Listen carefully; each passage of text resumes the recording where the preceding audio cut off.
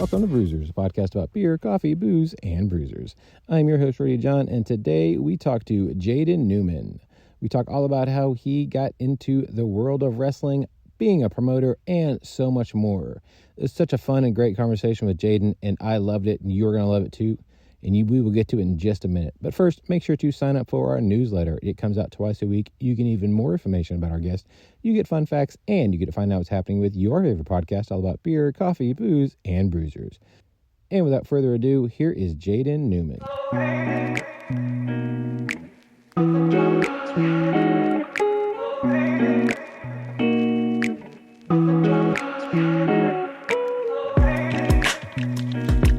I would like to welcome to the show Jaden Newman. How are you doing today, sir? Doing good, man. How are you? I'm doing well. So for those listening, kind of paint us a word picture. Where are you at? What's going on around you? Right now, I am sitting here at the world famous TWE Arena in Chattanooga, Tennessee. Ooh. Kind of overlooking the scene before the next 2 days commences with our 11-year strong anniversary event. I have a Alani Witch's Brew in my left hand right here because they have finally made the comeback of the year. Yeah, I'm just getting fueled up for this, man. I'm ready. I don't do these too often nowadays, so it's always exciting. Well, okay, I want to go into the anniversary, but I love Alani as well. And the Witch's Brew is definitely, it is that time of year. And it is a wonderful, was it caramel apple is the flavor, I believe? Yes, caramel apple. Yeah. If you haven't yet as well, I recommend the pink slush. Pink slush is also really good. The Dreamsicle is my favorite, without a doubt. Oh, man, yeah, incredible. Yeah, I always look forward to those, and I love them so much. And I wish, if Alani wants to be on the show and be a sponsor, I am A-okay with that. Yeah, Alani, get your people in contact with their people. Seriously, that's what I'm saying. It's a slam dunk. And then I've worked so many shows that, I was actually working a show last year, and somebody from Florida had come in. We were at a QT, and this is before Alani was even in the QTs, and he was like, "Why is there not Alani in the stores?" I'm like, "That's not up to me. If it was up to me, they'd be in every store." But now they are actually in QT, so it's even better. Yeah, that's a God's gift right there. She started on Instagram and has done absolutely amazing things, and I can't wait to see what other fun flavors they're going to come up with. Absolutely. Now, go into the anniversary show. Talk about this. 11 years is a long time, and how long have you been with it? Oh my gosh! So I've been with TWE since the very beginning. Jeez. It was actually started by my grandfather in 2013. What? Yeah. So this was the first place I had my first wrestling match, and I grew just as the business grew, right? Whenever this idea was being forged by my grandfather, I was in the middle of training elsewhere. I was training at a place in Ringgold, Georgia. And throughout the process, my old man had seen kind of like what the state of the independence in our area was, and he just wasn't happy with it. He felt like a lot of the young guys weren't getting the right opportunities. There wasn't a good platform. So while I'm training and such, he was forming this idea to put together this show and this place for people to be able to train and grow. And one day after school, because I was training at the age of 14, he took me to this like building, and I was just like, okay, what is this? Because he's also an electrician. And I was like, okay, like this must be a job he's working on. Turns out it was a wrestling show that he had began to work on. So yeah, we've been in the same facility for like I said, 11 years. I ended up taking over the company itself in 2019, 2020, Wow. around there. Yeah. So, takes a village, but nonetheless, we've been able to do some very incredible things in 11 years. So, cheers to 11 years and cheers to 11 more. So if the rumors online are true, you are 26 years old. Yes. And you've been in the business for 11 years, and you started owning your own company how many years ago now? So about 5 or 6 years ago, yeah. How is that even possible? Like, you were fast I ask tracking. myself that every day. you're fast tracking a career that most people, maybe 15 years in, they start actually owning their own business, or, even training or whatever. But yeah, you're not even 30 years old and you've been in the business for over 10 years and you own your own company. Yeah, and it's crazy too because on top of like, owning my own wrestling company and whatnot, I also train people as well. So we Right. run a wrestling school out of here called the TWE Performance Combine, and we've been able to produce some like really talented individuals such as like Aaron Wade, Jameson Mhm. Shook, who actually just won the 2024 Actions Future Showcase tournament. And had a really great match with Matt Tremont recently as well. But like, we've been able to like produce like such great talent and stuff, and it's weird, right? Like someone at my age having the experience I have, like, a lot of people I feel would be selfish with that knowledge, but um I very much am in the mindset of I want to not only involve myself, but I want to involve others and help others reach their goals while I'm trying to reach mine as well. So, Mhm. you know, it's obviously tiring at times, but I'm very thankful for having the platform in TWE and just the team that I have in place here that helps me. So yeah, I, I love that so much. I mean, you're not even, yeah, you don't have the attitude of a grizzled veteran where, you'll be sitting in the back and just complaining about stuff. But, you actually are on you're trying to get yourself to the next level, but you're also trying to get your company to the next level. And then when you're training people, you're trying to, help them, bestow them the knowledge that you've gotten over the years and then help bring them to the next level as well.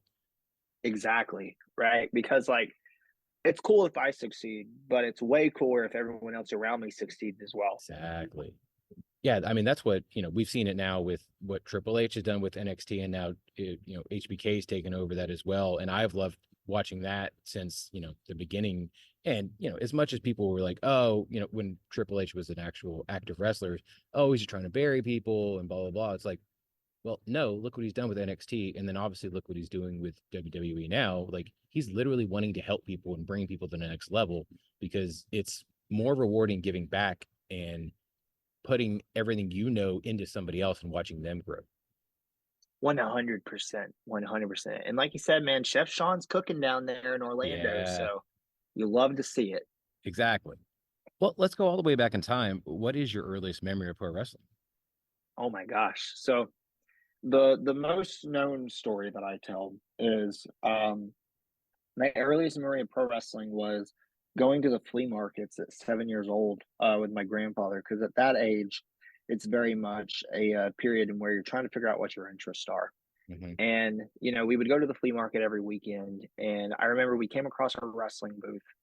And I walked in there and I was mesmerized by everything I saw because obviously there was action figures, masks, DVDs galore, like all sorts of different things around that like will catch your attention. It's superheroes, right? So I find a stack of DVDs. I think it was like $5 for a pack of DVDs or whatnot. And in that pack of DVDs, it had Rey Mysterio Master of the 619, his first WWE home video.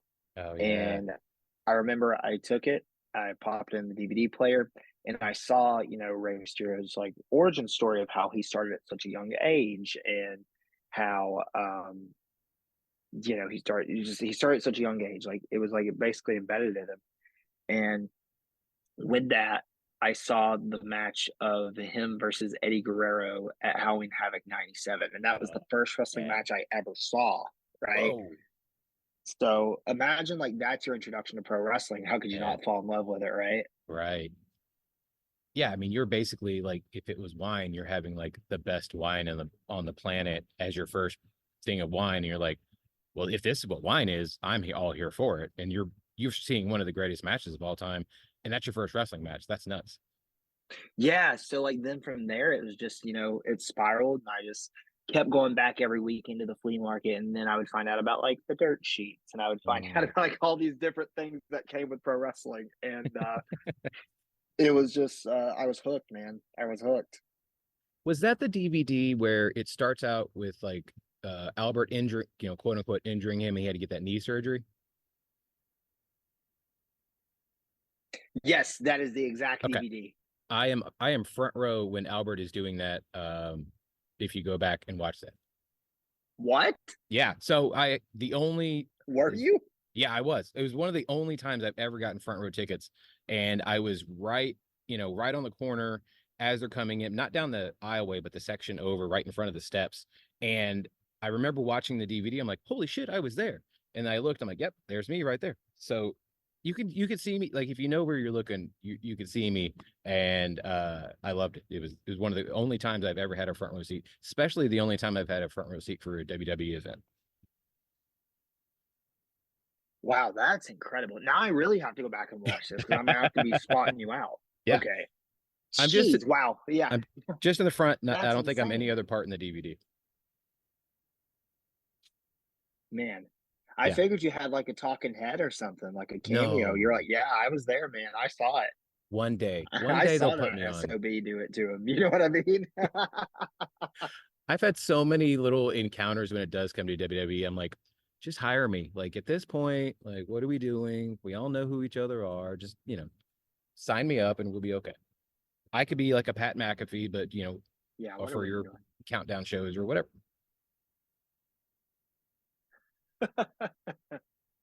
Well, so watching that amazing match, and then, like you said, he started at such a young age down in Mexico, and then, he looked like he was 15 till he was 30 or 35. But when did you think, okay, well, if he's doing this at a young age, you started wrestling at 15. How did that even happen for you? So it was a moment of realization actually when I first watched the DVD. I was that young and I said, this is what I want to do with my life. Mm. Genuinely, like I saw it and it was just like, that's it. Like it clicked finally, right? And you know, we ended up discovering like a local independent through obviously going to the flea market and whatnot. And we would end up going there and we would eventually ask, how do you get into this? And of course, I was so young because I think probably around like 11 or 12 is whenever I like realistically made like the self-conscious decision of this is something that I want to try. Right. And my grandfather had asked the promoter of the show, like, how old does he have to be to train? They're like, well, we'd prefer them be 18, but I'll tell you what, whenever he turns 14 and if he's serious about it, we'll reconsider. We can sign parental waivers, yada, yada, yada, right? So for the 2 years, 2 or 3 years that I had to wait, I ended up taking on breakdance and tumbling to kind of get my body ready. Okay. And then whenever I turned 14, about a month later, I think it was July 14th, maybe. It was a Wednesday. I can't remember that day right now, but it was in July. Um, I stepped in, and I remember it was me and like 10 other people, and out of those 10 people, me and one other person stuck through, and it just ended up being me and that other person for the rest of the year.